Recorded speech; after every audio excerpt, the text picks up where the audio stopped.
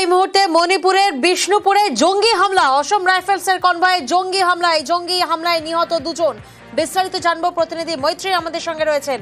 মৈত্রী, দেখো, অত্যন্ত মর্মান্তিক এই ঘটনা। এই হামলার ঘটনা ঘটেছে আসাম রাইফেলসের একটি কনভয়ের ওপর। 33 আসাম রাইফেলসের ট্রুপ যে সময় ন্যাশনাল হাইওয়ে 2 এর ওপর দিয়ে মুভ করছিল, সেই সময় সন্ধে 6টার কিছু পরে তাদের ওপর হামলা হয়। সেই কনভয়ের ওপর অ্যাম্বুশ করা হয় এবং অটোমেটিক অস্ত্র দিয়ে গুলি চালায় জঙ্গিরা, এবং সেই গুলির আঘাতে দুজন আসাম রাইফেলসের জওয়ান তাদের মৃত্যু হয়েছে। তার মধ্যে একজন রাইফেলম্যান এবং একজন নায়েব সুবেদার তাদের মৃত্যু হয়েছে, এবং আরো 5 জওয়ান তারা আহত হয়েছে। তাদেরকে রিমস ইম্ফলে তাদের চিকিৎসা চলছে।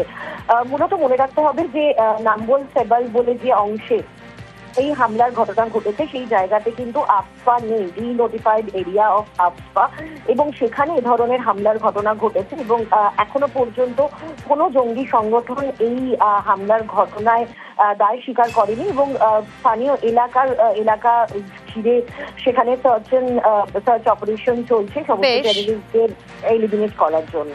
বেশ।